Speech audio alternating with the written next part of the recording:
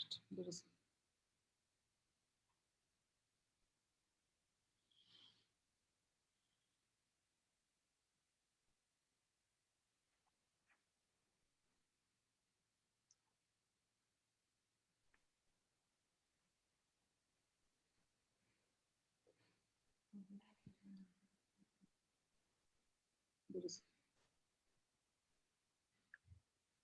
Hello everyone, welcome from Centrala in Birmingham at our third Brexit and international cooperation conversation. My name is Alicja Kaczmarek and my today's guests are Ségolène Pruvot from European Alternatives and Gabriele Rossana from Culture Action Europe. So thank you for joining us. We have 30 minutes to discuss Brexit, art, collaboration, maybe from a policy perspective. So I would like to start with asking you to introduce yourself briefly and maybe just give us a quick overview how Brexit will affect you from your organization's perspective. I don't know who, Ségolène, would you like to go first? I'm Ségolène Pruvot. I'm cultural director of European Alternatives.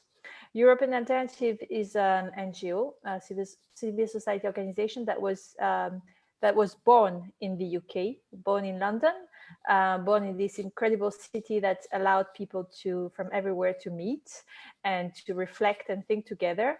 It was born on the idea that London was a magnificent place that was representing the Europe of tomorrow. That has changed a lot now.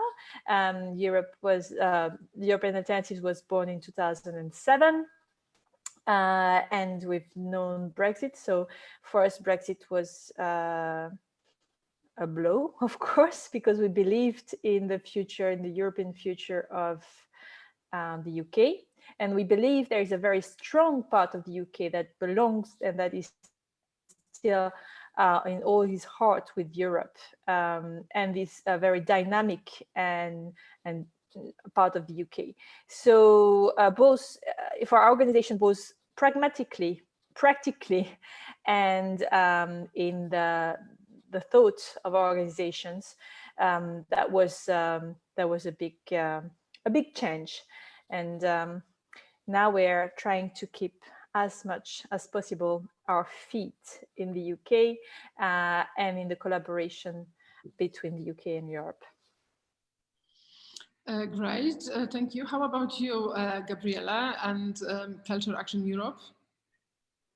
Thank you, Alicia, and to Centrala for the invitation and for the opportunity indeed to speak tonight and to reach out to our friends also in the UK. I'm Gabriele Rossana, the policy director of Culture Action Europe. Culture Action Europe is the major European cultural network, bringing together networks, organizations, policymakers, academia, but also individuals from all over Europe, not just the EU.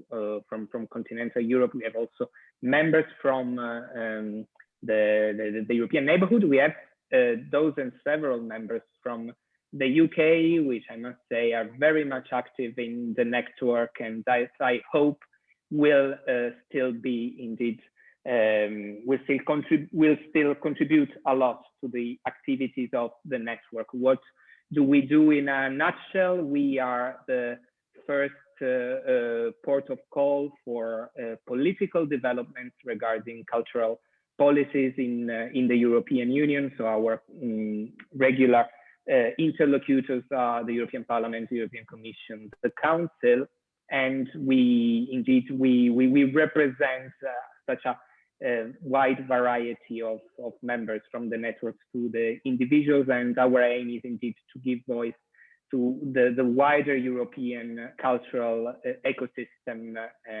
and make a bridge towards then also the decision makers at the EU level. Okay, thank you, Gabriela. We know obviously Brexit is a major event which will impact Europe in a short, in a long term. We're very aware that from our UK perspective, there is going to be a massive loss in many areas like funding. UK is losing access to about apparently 40 million pounds in European funding. We're losing exchange opportunities with Erasmus. UK implemented new visa and immigration system, which significantly will affect mobility, both artists and creatives coming from Europe or traveling from UK to Europe. So those are massive fears of Brexit. You know, in terms of mobility, we don't really see much of it because of coronavirus. It's not possible, so we're yet to see how it's going to work in practice.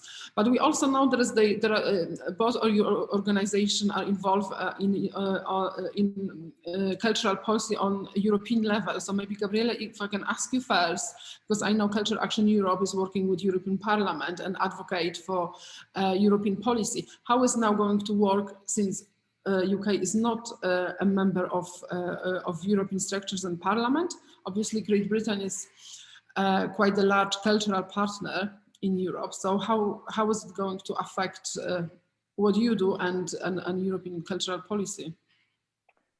Thank you for the question. Indeed, I think that interestingly enough, this year, 2021, opened in the European Parliament, specifically in the Committee on Culture and Education, which is the one we work the most with. And I must say that in the past mandate, until 1 year ago, many UK very committed members were part of that committee, working a lot on culture and education.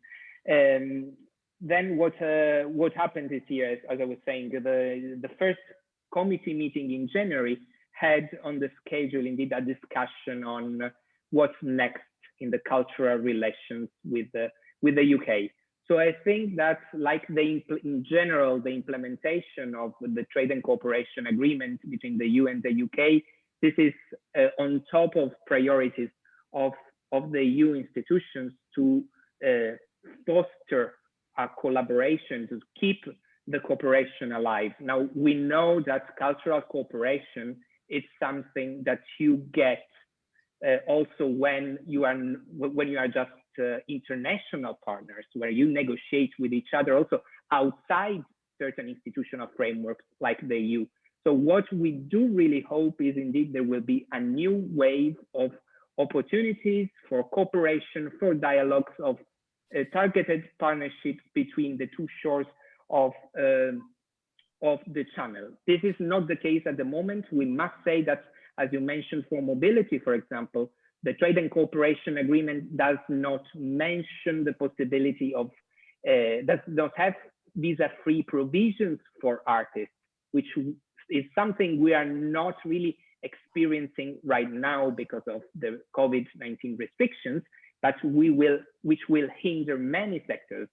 To name just one, of course, the live performances, but not only. Visual artists that, for example, wish to do art residencies elsewhere in Europe would be hindered by such a provision, and a very changing regulatory landscape, because what changes now for the UK is that an artist should check the specific national regulation of the country where they want to go, which of course is a big problem for touring.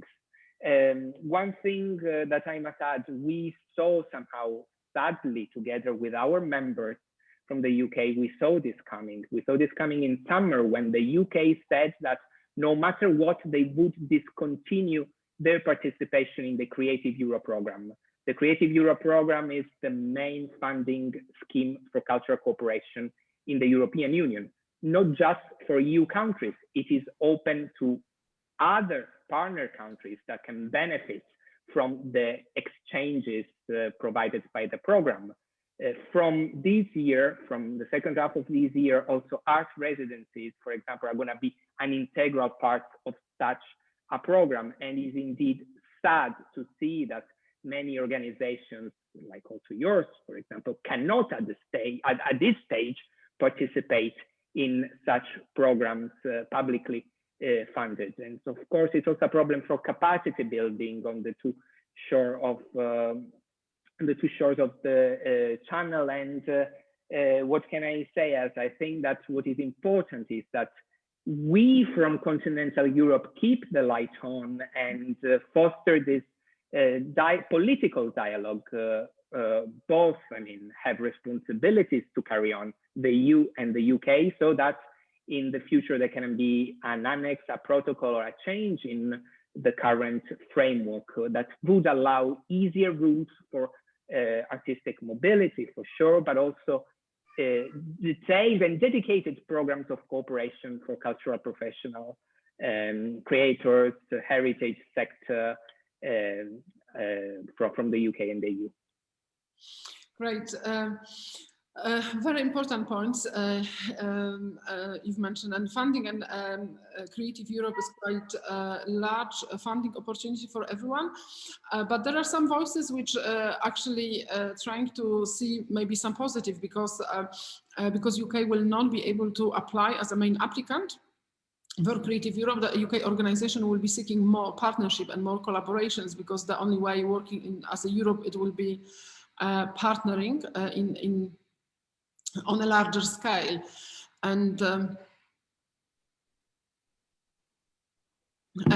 but also there is apparently some research indicated that one of the solutions will be creating kind of like sister companies or organization in Europe, or trying to establishing a lot of new networks in Europe. So I was wondering if you already noticed those trends, and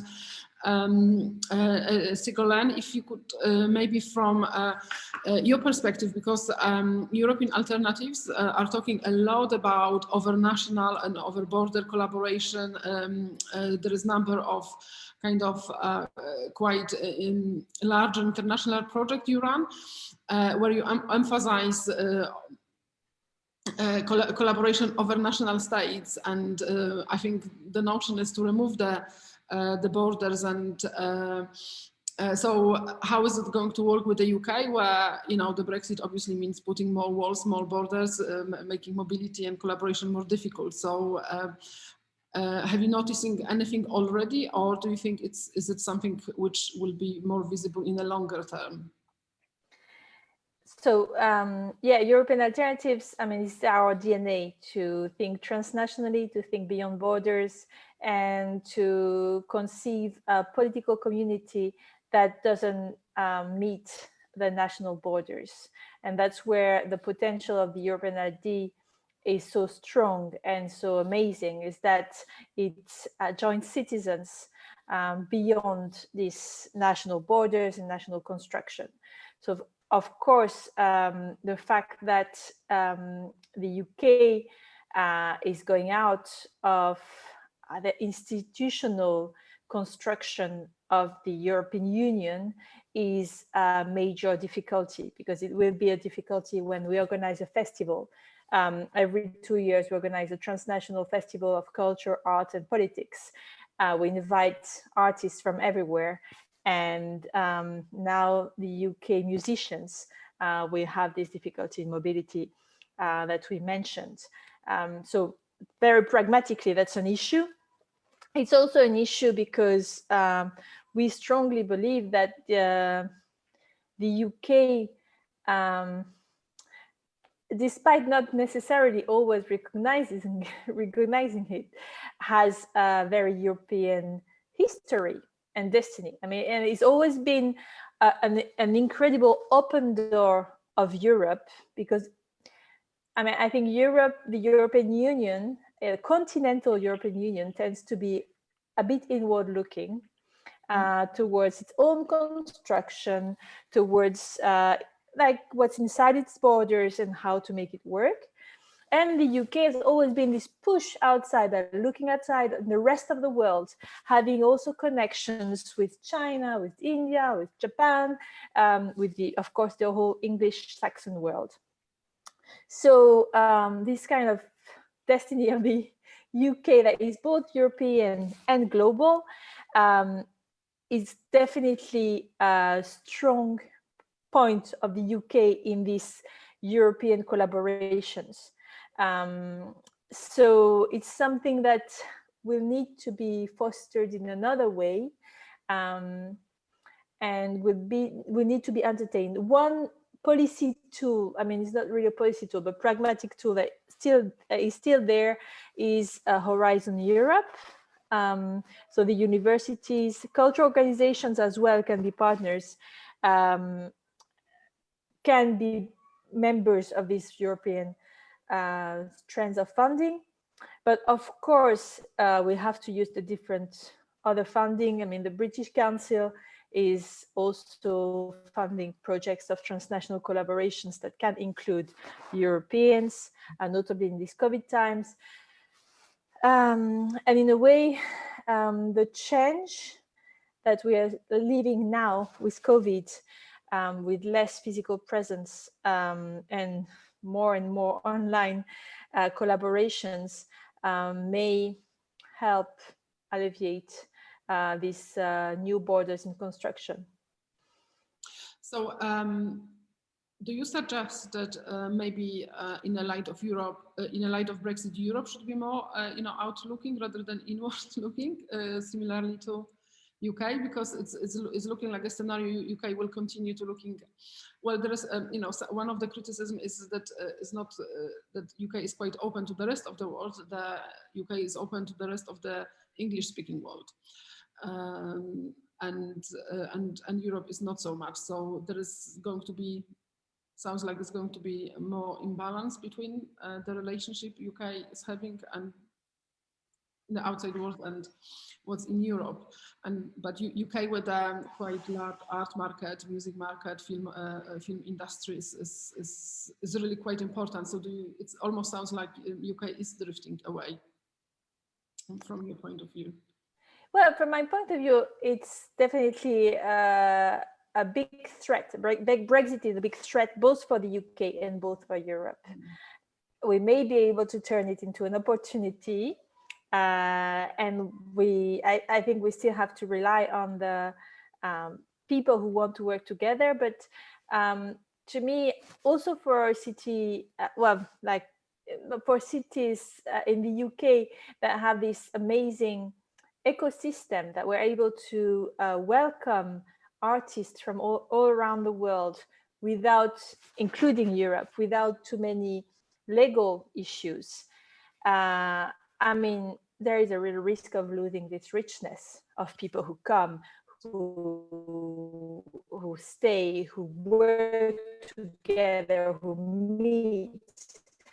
I mean, we at European Alternatives, we met in London. We were like from the UK, from Italy, from Hungary, from France. I'm French, the same way today. So it's a big threat for the UK, but as you were saying, it's also a big threat for Europe because, well, it's a very personal point of view, maybe that we share now, but I mean, this tendency of Europe to look at, like Franco-German core or the very strong countries that have been there from the beginning, or even who are dealing. I think Europe is a bit inward looking. It has strong relationship with the rest of the world, but yes, it will lose some of this very ability that was linked to the presence of the UK to think much beyond the old continent. Great, thank you. Very interesting. Yeah, but it sounds like we might wait in a longer term to see the full extent of Brexit. Definitely this year is all suppressed by COVID and pandemic. But what do you think, Gabriela? Is UK still going to have a voice in the European discussions on culture? Thank you. It was a very interesting point. Yes, that was made before, especially was mentioned Horizon. I mean, we said, of course, green perspectives about Creative Europe, about Erasmus, about those key programs that are in our fields. But indeed, there is a window somehow open there, which is the program funding research and this year, from this year till 2027, it will have a dedicated envelope of 900 million euros for a cultural cluster. I mean, the calls are still not out as a structure, as a program. It is mostly open to rather big institutions rather than small organizations. That is surely a drawback. But in any case, yes, a window is open, especially for the cultural institutions, the educational institutions, to still cooperate with the European partners. What is lost is precisely maybe the voice, because when you are not part of the institutional framework, you of course lose your voice in the parliament, your voice in the commission, in the council.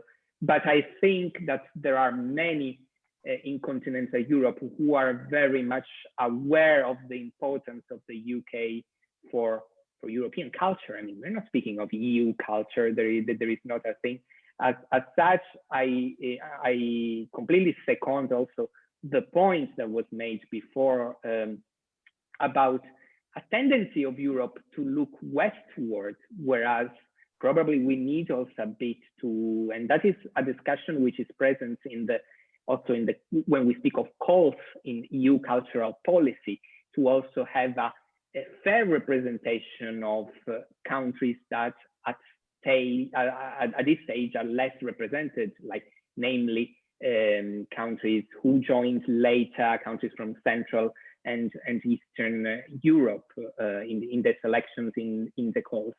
The EU has its own strategy for international cultural relations. It wants to step up its game, especially in certain regions, namely Africa, where, of course, political presence of the UK would have meant something more, would have had an additional meaning. But it's true that probably we should also look into the EU strategy for international cultural relations to foster a stronger relation with the UK. It was just a few weeks ago, beginning of February, that the Greens in the European Parliament, so the political group, was hosting a debate on Brexit fallout for the cultural community. And I think there was a very interesting point made that probably should be more part of the debate in the UK, which is, I mean, that there has been such a hype on fisheries the past years. I mean, during the campaign, the Brexit campaign itself. Well, you know, artisan fishes know both no borders, are both categories who know no borders. So probably it's time to start also treating and giving the preferential treatment that the fisheries received to a community which is, in any case, I think the very value of what that makes the value of what European culture is and should still be. Mm-hmm. Well, let's hope that there will be a change, because at the moment it doesn't feel that UK is supporting the arts and creative economy very strongly in terms of Europe. There was opportunity for visa-free travel for artists, which UK rejected, and this is kind of also signaling that there is not much openness towards supporting these cultural moves, but we're still hoping that maybe in the future there will be a shift in policy from UK side. So let's keep our fingers crossed. And yes, I agree. At the moment, something what we fear the most, because obviously we are focused on bringing artists from Central and Eastern Europe to the UK. So we have a lot of fear around bringing artists, art, transport. It's all becoming very complicated. We don't have opportunity to test it in practice yet. We cannot open our gallery spaces yet, and probably, well, we don't know how much longer it will take. So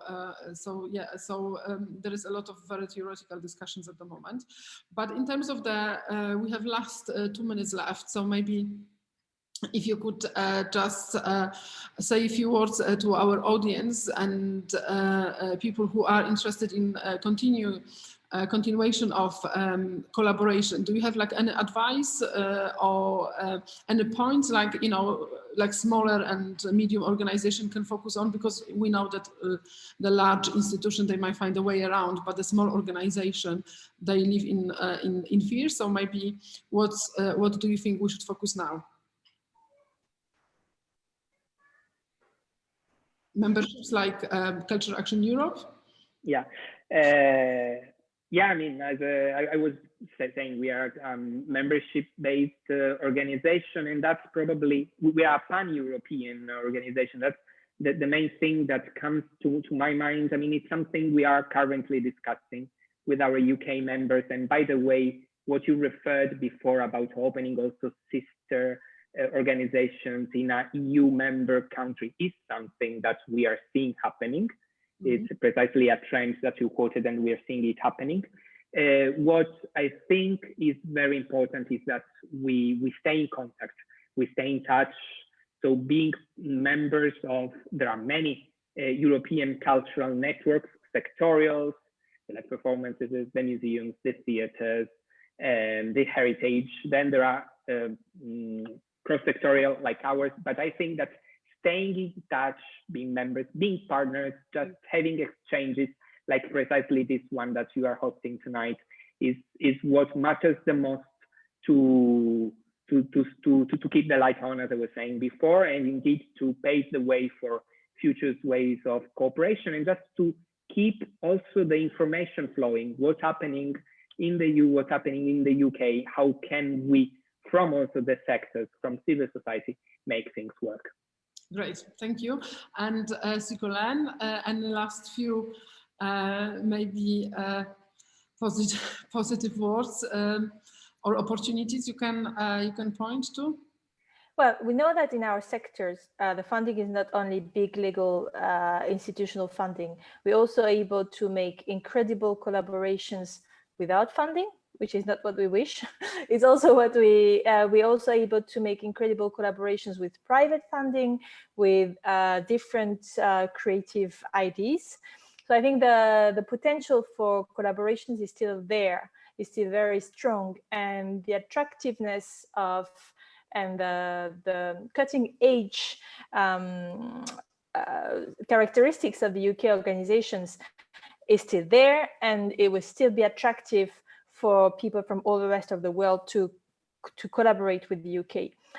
Maybe what I would insist on even more is that I think that young people and the artists and like this kind of there is a very dynamic part of the UK that wants to stay in touch with Europe, that is reluctant to get out of Europe. And even if it's happening, I mean, it's still 48% of the population.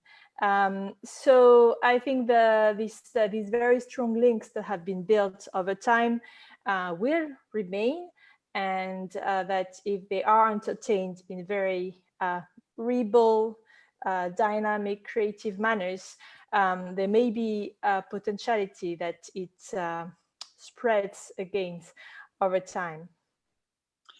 Great, thank you very much. And if I may add 1 second to that, Alicia, because as we were speaking, as Ségolène was speaking of funding, I think there is also a lot of opportunity there for the philanthropy sector to chip in and support forms of cooperation that are cross-border, I mean, that are from the EU side and the UK. This is something we are currently developing a framework which is called Cultural Deal, where we indeed find several topics that can make a cultural deal for Europe. One of those is indeed stepping up the role of philanthropy, and precisely while we are waiting for the public institutions to find an agreement, probably this is something that can immediately or sort of be mobilized, and that we hope for. So there could be substitution for, at least for now. Or complementary. No, we don't want to substitute. Complementary, yes. Yes, thank you very much. Thank you both for joining us at our Brexit discussion. We ran out of time. We keep our discussion short, but we hold them quite often. For those of you who've missed today's conversation, you can still watch it on YouTube, and we will see you with a new guest in 2 weeks' time. And thank you, Gabriele, and thank you, Ségolène, for joining us. Grazie. Thank you.